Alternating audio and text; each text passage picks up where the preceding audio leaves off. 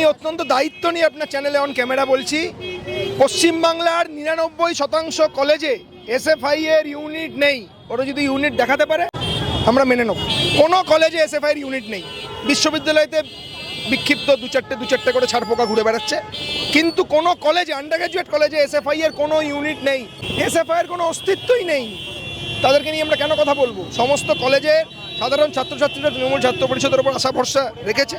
এখন কোর্টের নির্দেশ অনুযায়ী আমরা দেখেছি যে ইউনিয়ন রুমগুলো বন্ধ রয়েছে, কিন্তু তৃণমূল ছাত্র পরিষদকে কোনো ঘর বন্ধ করে আটকে রাখা যায় না। তৃণমূল ছাত্র পরিষদ ক্লাসে ক্লাসে গিয়ে ছাত্রছাত্রীদের পরিষেবা দেবে, কলেজে কলেজে গিয়ে ছাত্রছাত্রীদের পরিষেবা দেবে, ক্যান্টিনে গিয়ে পরিষেবা দেবে, কমন রুমে গিয়ে পরিষেবা দেবে। একটা বন্ধ ঘরকে আটকে টিএমসিপিকে আটকানো যাবে না। পরবর্তী দাবি, এই হারমাদদের, এই ছারপোকাদের অবিলম্বে গ্রেপ্তার করতে হবে, যারা আইনকে হাতে তুলে নিয়েছে। কলকাতার রাজপথে এই লজ্জাজনক, নক্কারজনক ঘটনা ঘটিয়েছে, তার প্রতিবাদ জানিয়েছি, এফআইআর করে জানিয়েছি যে ইমিডিয়েট লিগাল অ্যাকশন যাতে এদের বিরুদ্ধে নেওয়া হয়। পদক্ষেপ যদি না নেওয়া হয় তাহলে তৃণমূল ছাত্র পরিষদ এর বিরুদ্ধে গর্জে উঠবে। কিছু জায়গায় আপনাদেরকে ক্যামেরা লেন্স বন্ধ করে নিতে হবে।